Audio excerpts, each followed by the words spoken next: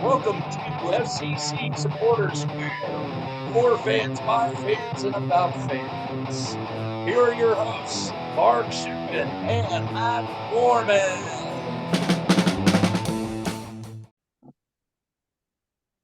Hey, we're back again. And I told you we'd have guests. We have guests over here. His name is Dustin Peters. Say hi. Hi guys, how are you guys today? Well, as usual, life is busy. We had scheduled a live recording of Tuesday, but traffic prevented me from attending. So anybody was like, "Oh, where were we?" You know, the two people who were like, "Oh, where were we?" That's where we were. So maybe we'll do it next time because your FC Cincinnati Garys have won their U.S. Open Cup against the dreaded Pittsburgh River whatevers.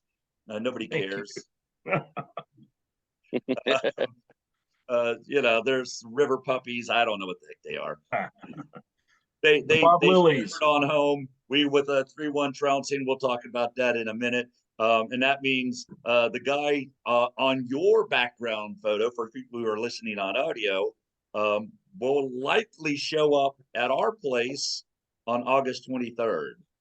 And we'll get into that a little bit more. But first, we got to talk about what happened last week, which was Chicago. So we won 1-0. Mark, say hi and kick us off on all things Chicago as you remember it. Well, guys, great to be here. Great to see you, Dustin. Well done in the Bailey, 90 minutes plus once again. Certainly a great atmosphere again. Certainly what we saw on the pitch, you knew this was going to happen with a Chicago team that has been floundering a bit. We knew they were just going to, the dirty play was going to come out. The chippiness is going to come out, and it did. And I think it affected us. Took us a while to get that goal, but I'm definitely happy we prevailed. Another 1-0 victory, another 90-minute plus extravaganza in the Bailey. There's no place quite like it. And so definitely happy. We got that another victory. I mean, it was record setting. When we won that, 39 points is just unfathomable at this point. I just can't say enough.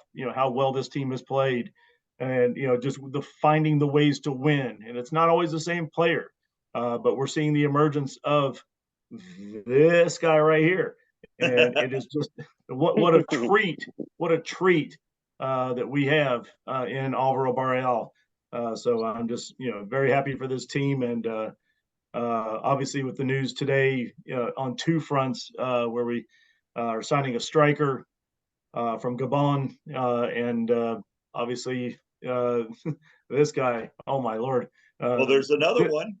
It's official. Mascara is staying with us for the whole year. So one, exactly. You sound like you're still recovering from Tuesday. Two, Barreal is world class, and yes. And we'll talk about that in a second. So, what were your recollections of Chicago, Dustin? Chicago was great. I mean that goal. What was it? The 82nd, 83rd minute there by my memories have served me right. It was Acosta. Yep. Like he said, it's always different guys finding a way to win it.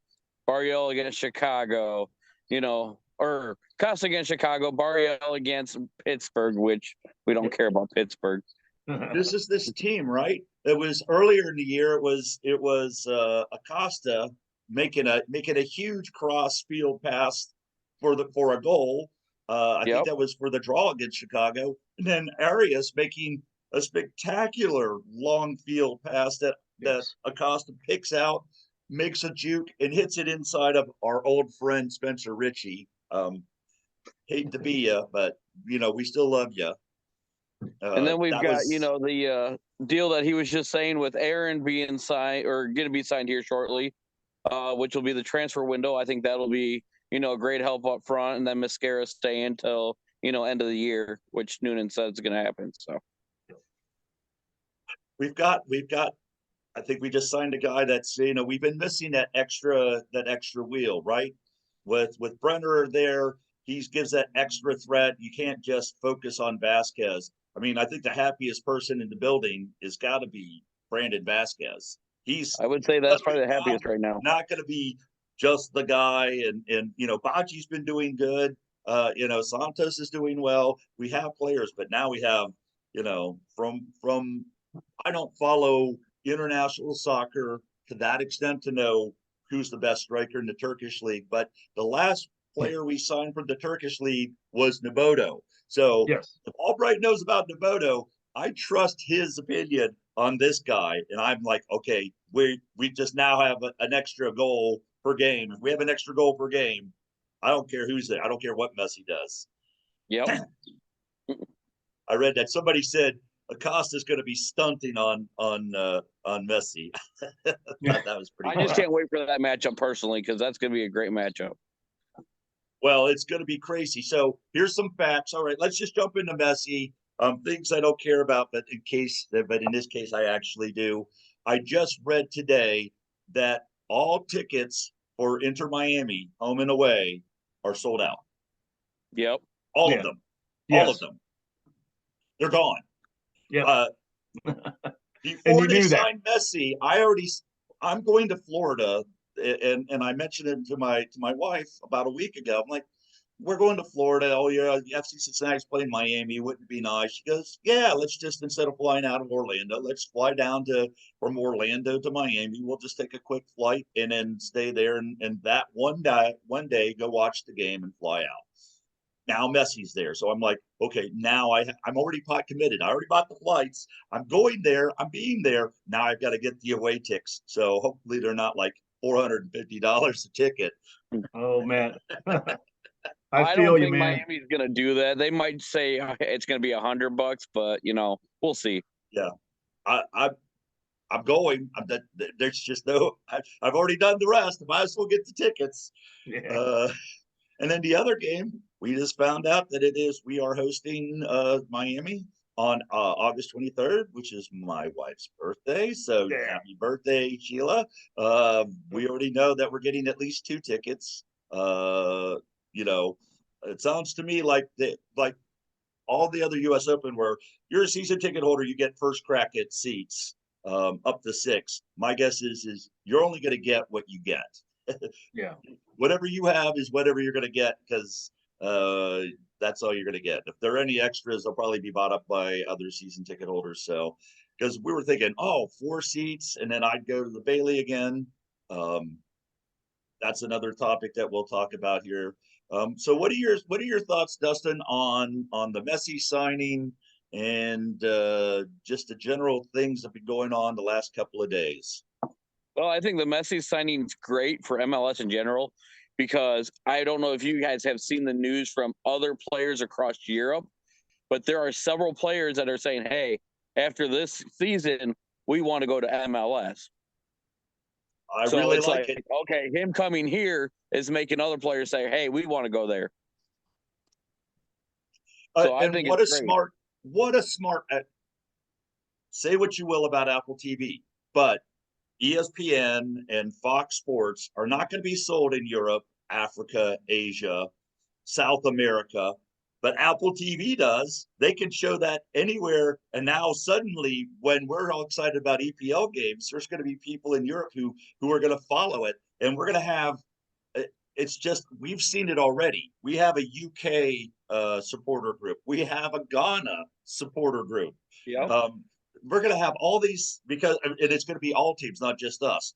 But being the best club when Messi is around is really going to help us get the lion's share of supporters from places we've never even thought people would love FC Cincinnati. When we started this USL, I dreamed of maybe getting Pulisic one day as an MLS guy. I never thought this would happen. Yeah. Mark, what do you think? Yeah, certainly very, very surprising. We knew he was going to be on the move. We just didn't know if it was Saudi Arabia, or back to an old team. Certainly MLS was that far off, fifth possibility of it all. And sure enough, here we are today talking about it. And, what a wonderful day to bring this player to MLS and, potentially August 23rd into TQL Stadium. Certainly to have, recent stars like Sebastian Schweinsteiger, Wayne Rooney, and Zlatan, and now Lionel Messi in Cincinnati. What a treat! What an amazing thing to have to make our city better, to make our city well known, and certainly we can talk about the environment with what FCC is already, but to bring basically arguably one of the best players in the world right now to Cincinnati, that says a lot. So I'm just excited. Obviously, with all the tickets being sold, the excitement is there. If we had some more time, possibly you go to PBS or something for this match instead of TQL, because you could sell that out easily.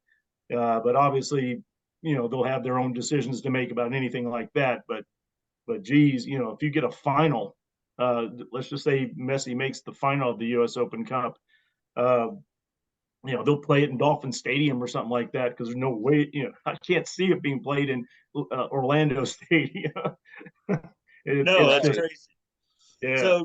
So I have a question for you, Dustin. You are a well-known pro FC Cincinnati trash talker. You've gotten yourself into a little hot water with some of your trash talking for other cities where I know I've been tagged, and I'm like, maybe I don't agree with that, but okay, that's like I say, there's no wrong way to fan. How are you going to trash talk Miami with Messi? Oh, this one's going to be a fun one. I haven't decided yet. There's a few ways I've been thinking about. Nothing's been final. But I've got a few things up my sleeve. Messi's a great player, don't get me wrong. But honestly, with all the pieces we got, we can beat them. Oh, yeah. I don't think even if they get all their old school Barca teammates that they have a chance. Although Messi definitely wants to make the playoffs, and maybe they make the 8th seed, and then they have to come back and see us again. But I'm really hoping Houston beats Real Salt Lake in the other game. We absolutely 100%. Do. I think they would have sold out the Tickle regardless, because I think people are hungry to see we're this close. We got 15,000 people for a Tuesday night game. The prices are always right, and there was a lot more, I don't want to say casuals, but people who don't get a chance to see, right? Because there's so many season ticket holders. So there was some good seats to be had, a lot of first timers at the stadium, a lot of familiar faces into Bailey and a couple of unfamiliar faces, but that's how it works. And they understood some things, and they learned some of the chants, and some of the chants are family friendly. I thought they were all family friendly. Come on now. I found there's a new chant that I like. Actually, I think it was, I don't know if it was Night Be Lion or did something, but it's the 90 minutes plus. You don't have, they say, another choice, but that's not what we were saying down behind the pitch. So a shout out to Aaron Chapin and the Vanguard. I had a Bailey ticket for that U.S. Open match. Ordinarily, I sit with my brigade brethren, but the opportunity to sit behind the net, good and bad. I know Aaron. He's been a guest of the show. I know a lot of the Vanguard members, and the fifth line is right behind me. We've interviewed Josh for that. So it was fun to be in that area, and it was fun to kind of try to do that surf thing that he does. I could do it for about 2 minutes. I don't know how he does it for 90 minutes. But it was interesting to see that Barreal goal from that position was amazing. But being directly behind the net, you don't see a whole lot of the game. So there's that. But I saw that, and I was like, nobody could believe what they saw. We saw the ball in the net and go excited, and then went, wait, how did that happen? Yeah. Yeah. So what was your view? My view was that he's tried this 3 or 4 times in the past. If you look back, this has been attempted, and it's just never connected until Tuesday. I just couldn't be happier for him. Obviously, they've practiced this, and he's probably hit it in practice, but this was the time to shine. And you don't get world class unless you work at it. And he hit a world class goal there. Um, just beautiful, beautiful. To hit it off the corner kick like that. I mean, a 40-yard pass right to his foot, and he deposited top left. Just amazing. The skill you need to handle all that, and with the defender right on him, and puts it right by him and the keeper. World class goal. Shocked everybody, but probably didn't shock Barreal that much. He is that good, and that's Oh, why so who did get shocked was Brandon Vasquez, and I can tell you that kick, that's a half volley. He was way outside the 18. He was probably about 22. He floated in and hits it with the outside of his boot.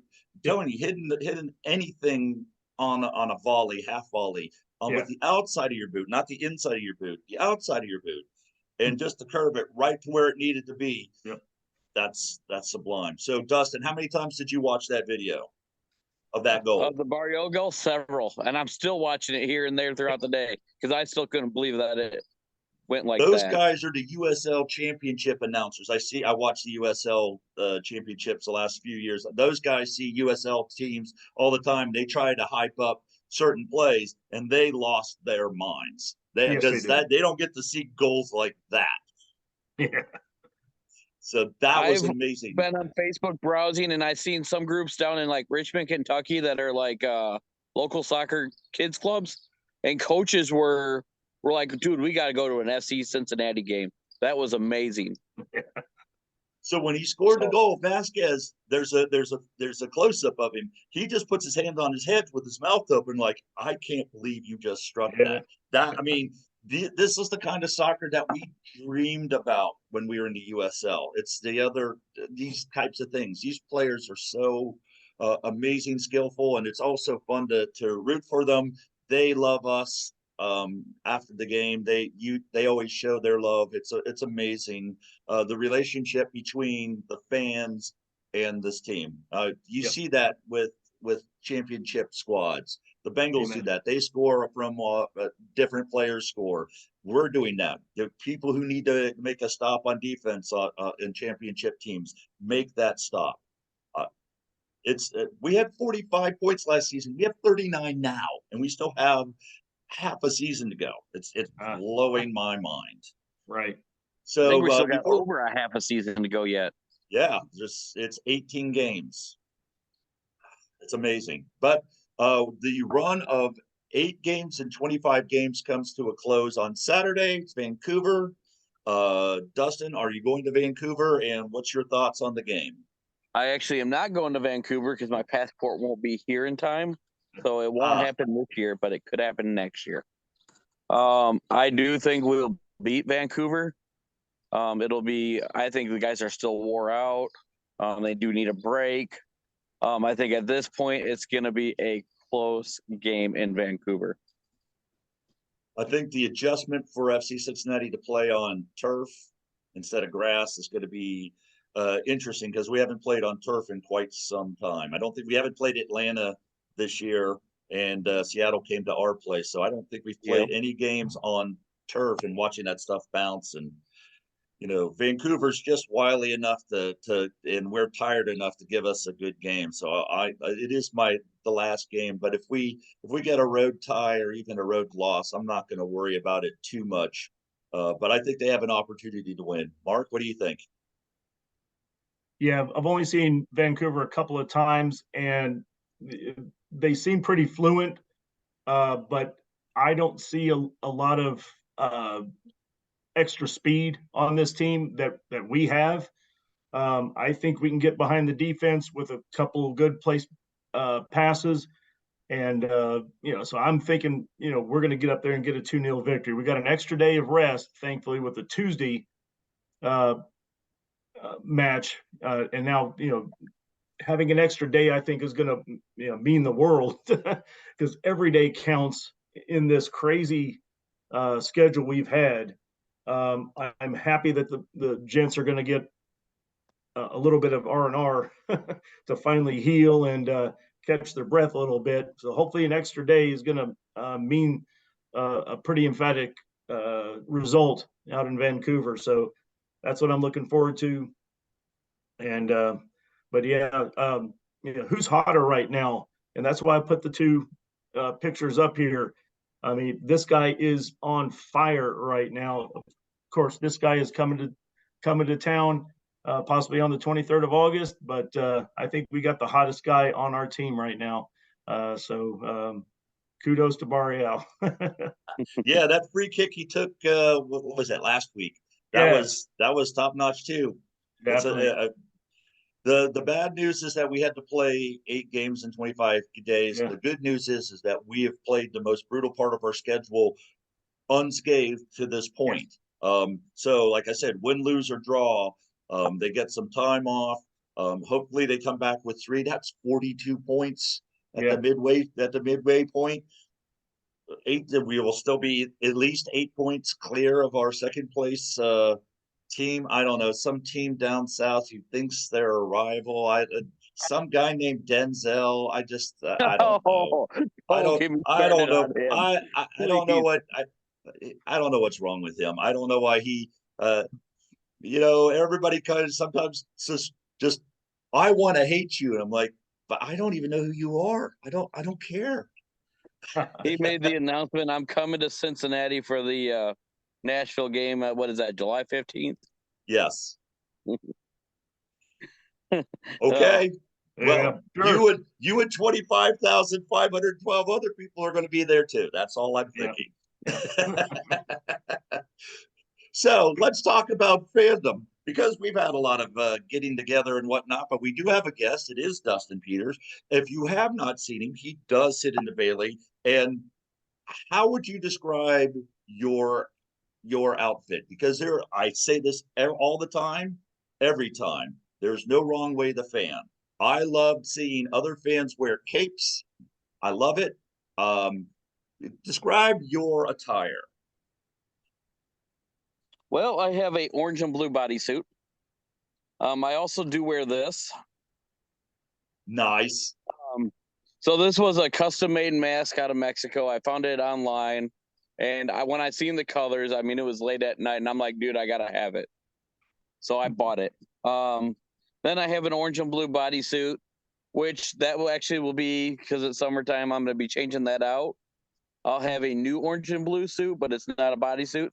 More details to come here soon. It will be available for the next home game we do have. Okay, I hope you wear a codpiece. We don't want any leakage or exposure. There is no exposure or leakage in this new outfit. So, but yeah, other than that, away games, I try to be casual. I'll wear, my orange shirt and my orange shorts, but otherwise I just try to be casual at away games. We're there to have fun, support our team. Absolutely. I've seen you both at home and away games, so I know it's a genuine a joy to see you. You're always very happy and giving of your time and whatnot, as well as welcome to being on our show. So how did you get into FC Cincinnati? How did your fandom grow from I'm just a dude to I have to be there? Well, it started, I don't know, what was it? Early mid-year USL days. Didn't know much about it. Friend took me, but I was driving over the road at that time. So my time when games would happen, I'd be driving over the road. So a lot of my time didn't match up with games, so I'd buy single games here or there. And then same with, throughout the early days of MLS, I was still driving over the road. I got tired of driving over the road and I wanted to be home more, enjoy life, go to the games. So I just started driving Uber, and I'm making, decent money, and I'm home every night and I can still do the things I want to do. That's great. So, did you play as a kid, or you just fell in love with the game? Well, I played football in high school. My girlfriend during high school, she played soccer. So I kind of always been there for soccer, but just over the years, it was one of those things I was like trying to figure out, if I wanted to continue playing football in college. I had some family issues the year I graduated high school. Ended up, not playing football in college. It's just one of those things in life. Like, I don't even look back and be like, man, what if I went and played football, in college? Would I have been a pro? I don't care. Family and life is more important than something like that. And we're happy you're part of the larger family that is the FCC fan base. You bring a lot of smiles and curiosity on those things, right? So if you haven't seen Dustin, go say hi to him. He's very friendly. You can't miss that mask. You can't miss that bodysuit. I can't wait to see what you're bringing next, because we all do our things, right? So Mark in February wears shorts, flip flops, banana hammock. I can't remember. Somebody says you wear two banana hammocks in the wintertime, one in the front and one in the back. I'm not sure if that's true or not. I didn't check. Is that true? That's not true. Well, I won't disclose anything here on the heavily viewed FCC supporter square. You might need to come down to Nellie's to get the full report there. So just can't divulge it right here on live TV, live podcasting. Yes, no bulges on live broadcasting, please. This is not a family show, but it's not that kind of show either. So that's right. So I'm sure. Are you going to start like a bodysuit army, Dustin? Are you going to have like a bunch of followers? Like I could see like 10 of you with special masks and bodysuits and smoke. See, I don't have the plan of that, and I know anybody in the fifth line won't do it. They were kind of iffy on it when I bought the bodysuit, but they didn't know my full plan with the bodysuit when I bought it because I didn't tell any of them. So I got the bodysuit, and they're looking at it like, "Are you serious?" Then I got the mask, and they're like, "Okay, now it looks better." Because I got the bodysuit in before the mask. Oh, well, there you go. Because, I wore a cape back in the day, and a lot of people were like, why a cape? Now it's everybody, there's 10 or 12 people who wear capes. So what you're doing, eventually everybody will be wearing bodysuits, which kind of leads me into, right? So this is fandom. I don't know if you got a chance to talk to him. I think Mike Bowman was talking to him. We're getting a lot of hardcore soccer fans, in part thanks to our good friends Tyler Birding, who we want on our show. So Tyler, I'm going to reach out to you and talk to you as well.